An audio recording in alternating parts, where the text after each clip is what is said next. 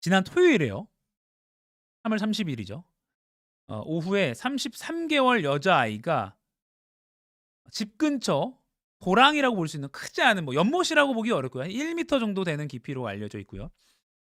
도랑에 빠져서 발견됐습니다. 의식이 없는 상태로 발견됐고 119 구급대가 급히 출동해서 충북 보은에서 일어난 일인데요. 보은의 인근 병원으로 옮겼습니다. 그리고 이렇게 알려졌습니다. 같이 영상 보시죠. 그날 4시 반쯤, 오후 4시 반쯤에 맥박 호흡이 없는 채로 119 구급대가 출동했고요. 보은의 한양병원입니다. 보은 한양병원으로 이송이 돼서 응급실에서 심폐소생술 수를 받고 응급처치를 받았습니다. 그리고 계속 약물 투여 등을 하니까 잠깐 맥박이 감지가 돼서 사고 발생 1시간 뒤입니다. 그러자 병원에서는 큰 병원으로 옮겨야겠다. 살려보자.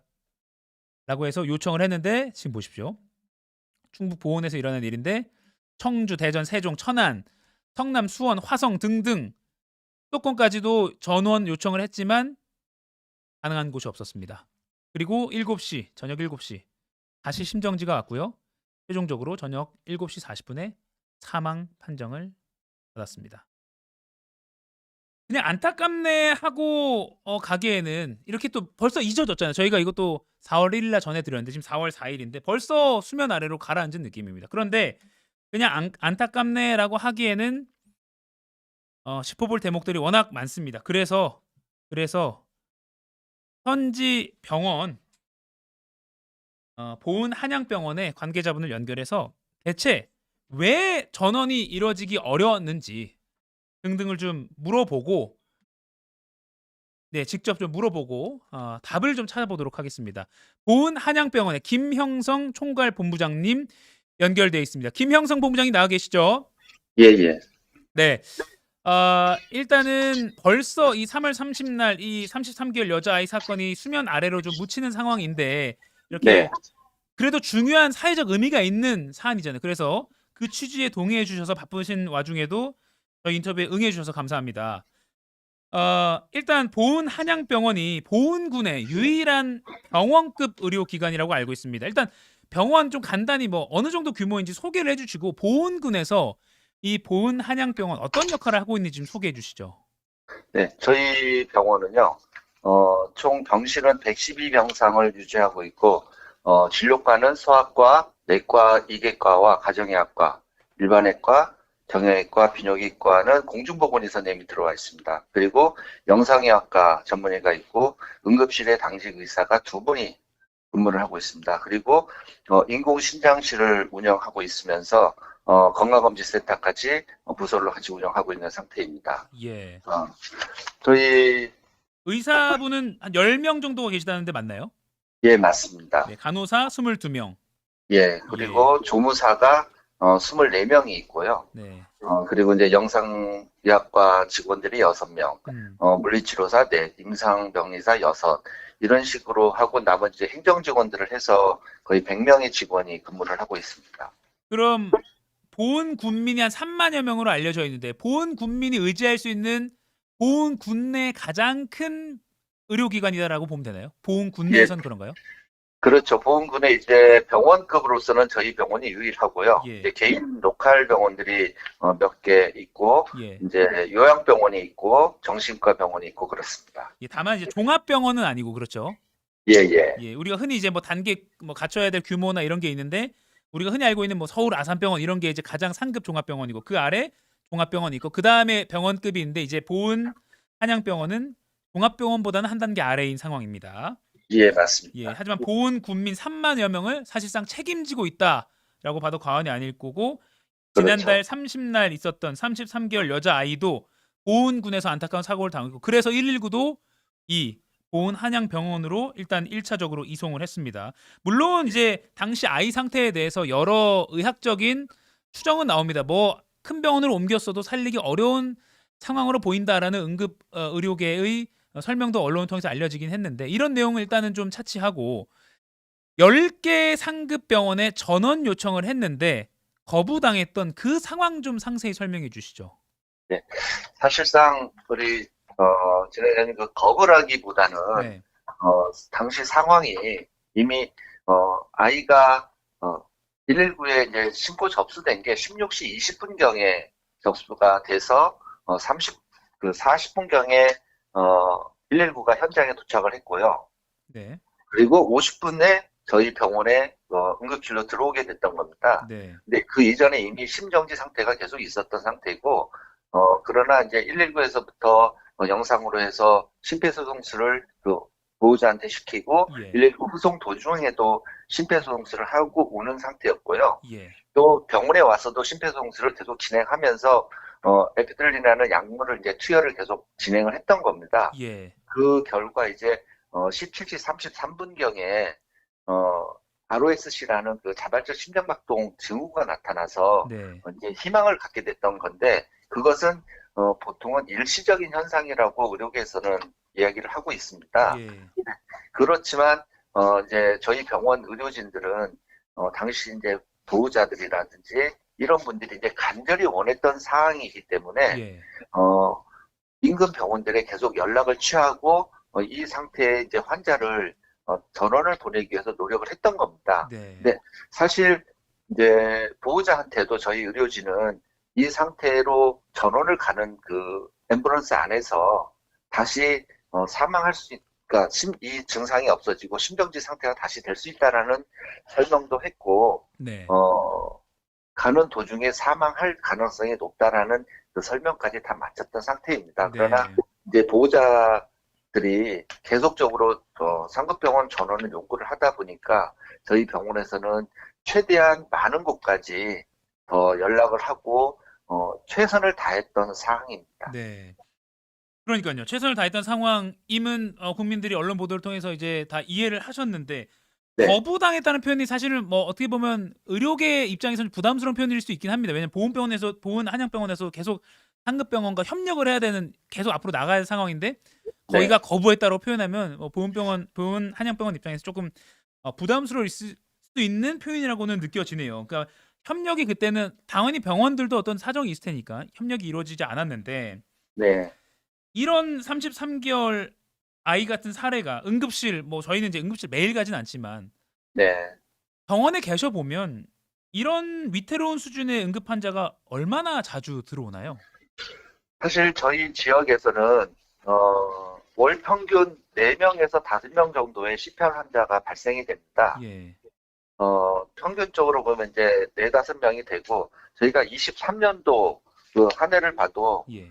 저희가 CPR 환자가 거의 50건 가까이 발생이 됐습니다. 아, 예. 네, 어, 이 정도로 이제 하루 평균 응급실 내원 환자는 한 예. 12명 내외로 되거든요. 예. 그에 비해서, 음, 한 달에 이제 CPR 환자가 4건, 5건 정도 발생하는 것은 사실 이 지역에서의 응급 환자 발생률이 높다라는 겁니다. 예. 그러네요. 예, 인구가 그 3만여 명 정도면 크지 않은 규모인데 월 예. 평균 4~5명이 CPR 환자가 들어온다면 응급실로 이거는 적은 규모는 아닌 것 같습니다. 그런데 이번 사건처럼 그러면 이제 뭐 희망의 불씨가 딱 있어서 큰 병원으로 옮기자 했을 때 그런 전원 요청을 큰 병원에 했을 때 거부되는 사례는 얼마나 됩니까? 저희 병원에서는 거의 거부권은 없고요. 예.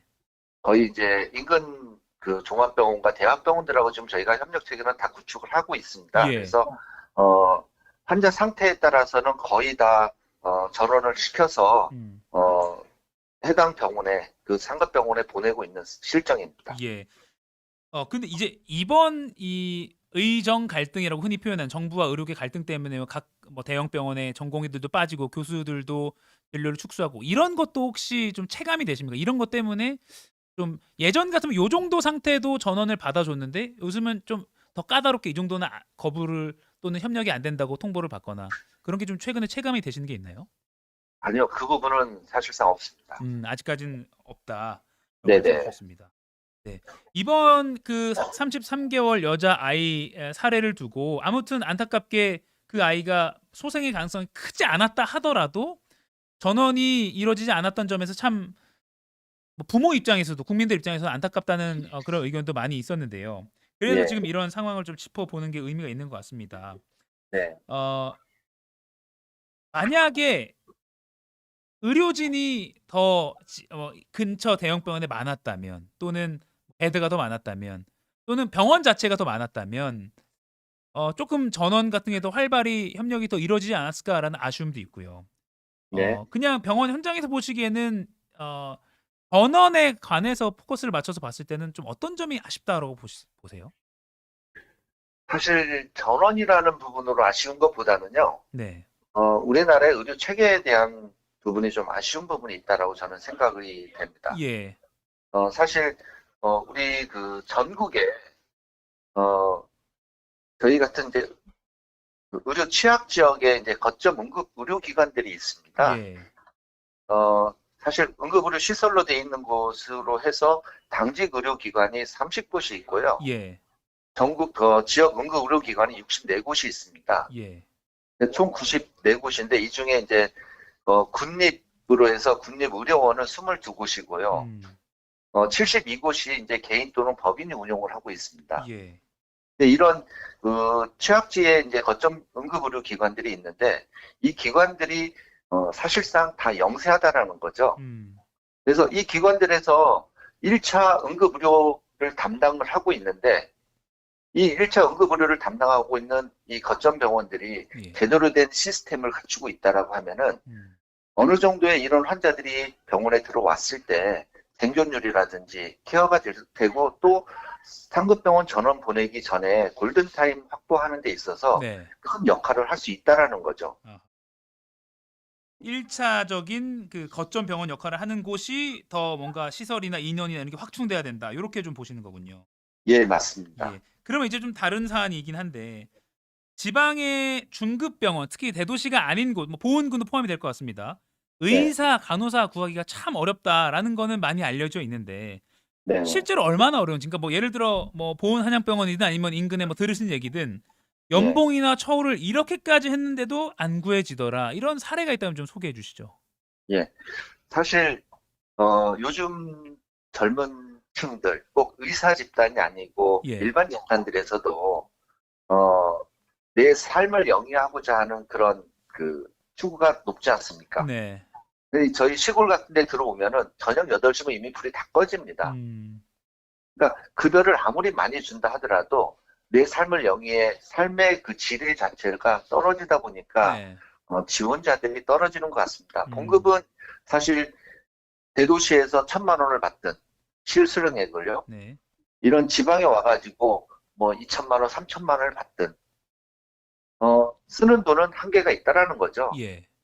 그리고 1,000만 원을 받고도 충분히 쓰고 저축할 수도 있고 2천만 원, 3천만 원을 받고도 똑같은 돈을 쓰고 저축을 말고 다른 돈에 쓰여진다라는 부분들이 있습니다. 예. 그 한 예를 들면 제가 제 지인한테요. 예. 제 이제 처남입니다. 처남한테 소화기내과 의사인데 해당 병원에서 받고 있는 급여보다 제가 더블을 주겠다고까지 해봤습니다. 예. 그래도 저는 도시에서 살면서 이 돈이면 충분히 제가 여유 있게 살 수 있다라고 얘기하면서 시골로 들어가고 싶지 않다라 하더라고요. 그 처남분은 이제 대도시에서 의사로 일하고 계신데, 예, 맞습니다. 예, 대도시에 근무하는 친척 처남에게 공급 더블로 주면 보훈으로 와서 일하겠냐라고 물어보니까 그래도 일단은 거부를 당하셨군요. 예, 아하. 그게 이제 보편적인 상황이라고 봐도 무리가 아니겠죠? 예, 맞습니다. 아하. 그리고 이제 간호사들 또한 마찬가지입니다. 예. 간호사들도 저희 병원에 지금 RN이 22명이 현재 근무를 하고 있지만, 예. 다른 취약지구에 비해서는 RN 숫자가 저희 병원은 조금 그래도 많은 편입니다. 네. 다른 취약지구는 그 간호사들이 훨씬 더 적거든요. 왜냐면은 똑같은 상황입니다. 봉급 뭐 몇십만 원, 돈 100만 원 더 준다 하더라도 요즘 젊은 그 층 간호사들이 이 시골 격오지로 들어가려고 하지를 않는다라는 거죠. 똑같군요. 네. 네. 그래서 이런 부분들을 좀 해결하기 위해서는 간호사들이 내지는 의사들이 이런 격오지 근무에 대한 부분들이 네. 좀 필수적으로 좀 있으면 하는 생각을 좀 갖습니다. 예. 그런 것도 좀 정부 차원에서 지원이 필요할 것 같다. 격오지 근무에 대한 어떤 그 벽이 있으니까요. 예, 예. 예. 지금 그래서 거기에 따른 인센티브를 주든지 예. 이런 부분들이 뭐 어떤 지자체들에서는 이제 그런 부분들을 해소하고 있는 지자체도 있는 줄 알고 있습니다. 예. 근데 이게 이제 전국적으로 좀 보편화가 됐으면 하는 부분들도 어, 있는 바람입니다. 네. 마지막 질문 드리겠습니다. 지금 보은 한양병원 같은 경우도 흑자를 거의 낸 적이 없다고 들었습니다. 이게 맞나요, 일단? 예. 예. 저희가 정부 지원이 없으면은요, 사실상 흑자 내기가 어렵습니다. 예. 그럼에도 어, 불구하고 이럴 예. 때 보람이 된다. 이런 자부심으로 버틴다. 저 어떨 때 보람을 느끼십니까? 그렇죠. 저희가 이 지방에서 근무를 하고 있으면서요, 아까 같은 그런 시편 환자들이 발생이 돼서 예. 이런 환자들을 소생시켜서 전원을 보냈는데 그쪽에서 상급병원에서 케어가 돼갖고 병원에 와서 덕분에 내가 살았다. 음. 너무 감사하다는 말들을 해주실 때 저희 입장에서는 정말 보람을 느끼는 거죠. 음. 그리고 그냥 일반 지방에서 있으면서 일반 그 의료 진료를 받으러 내원을 했는데 예. 저희 병원에서 검사를 하고 이런 부분들로 인해서 어떠한 이제 뭐 암이라든지 다른 질환을 발견을 해서 예.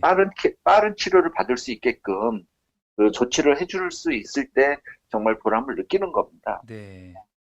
그래서 사실 저희 같은 취약지 병원들을 보시면은 네. 우리 이 지역에는 이제 우리 시골 버스들 있지 않습니까? 마을 버스들이. 네, 네. 이 마을 버스들은 지금 거의 공영제로 해서 탑승객이 한 명도 없어도 시간대마다 운행을 하고 있습니다. 그렇죠. 예. 그런데 저희 같은 병원은요. 환자가 없어도 응급실에는 문을 열어놓고 있어야 됩니다. 음. 그래야지 응급 환자가 발생이 됐을 때, 한 명이라도 발생이 됐을 때, 이 환자를 케어하고 치료해서 소생시킬 수 있고 또 전원을 보낼 수 있는 그런 역할이 돼야 되는 거지 않습니까? 예.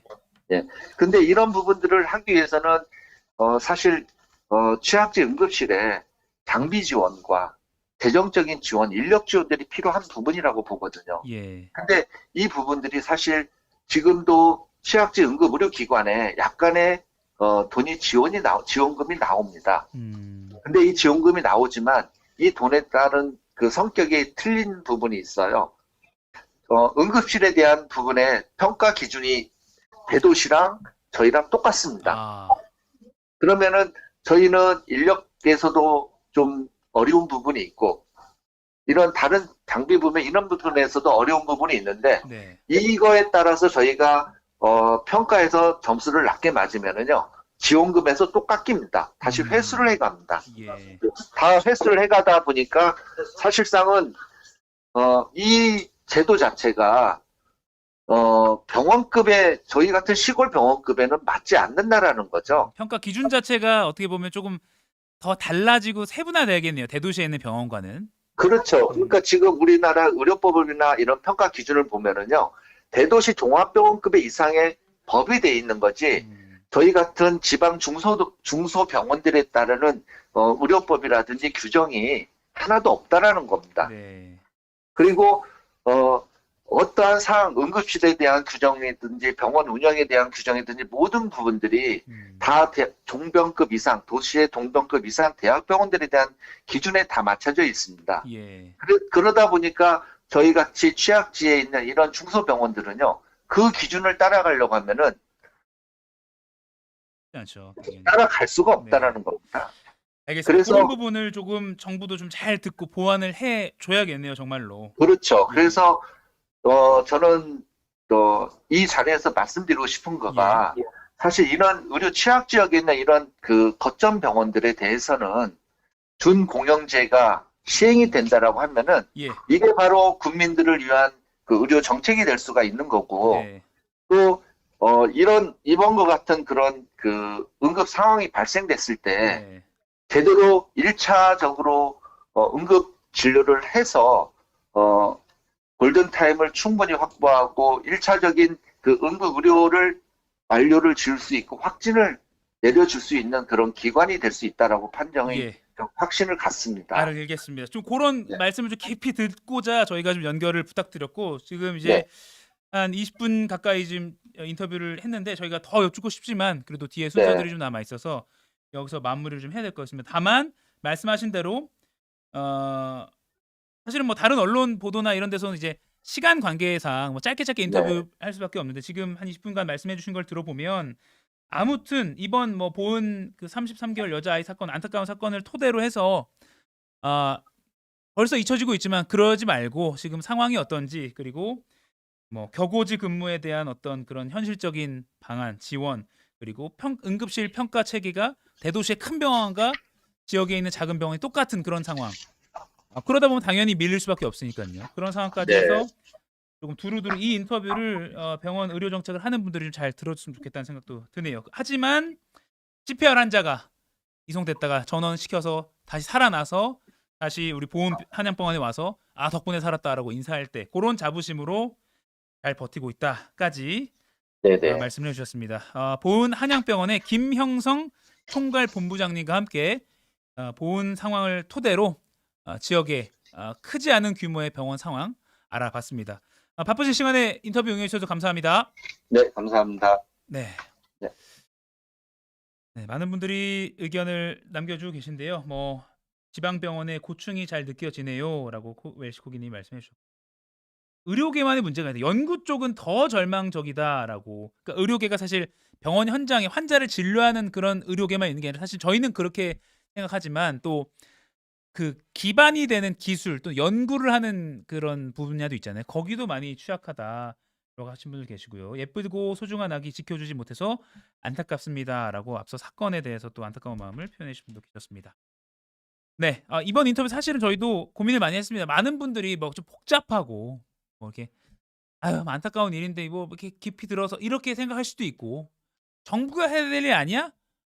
얘기 들어보면 사실 좀 복잡한 내용도 있잖아요. 뭐 어떻고 하지만 저희가 뭐 유튜브 방송의 장점이 어떻게 보면 좀 시간을 충분히 갖고 들을 수 있는 장점이 있기 때문에 저희라도 조금 이렇게 좀 기회가 돼서 또 정책을 하는 분들이나 또 법을 입법하시는 분들이나 이런 분들께 좀 알려줄 수 있으면 좋겠다라는 의미에 저희도 조금 더 방점을 두고 인터뷰를 진행해 봤습니다. 이렇게 자세히 들어가요. 세 가지 짚어봤습니다.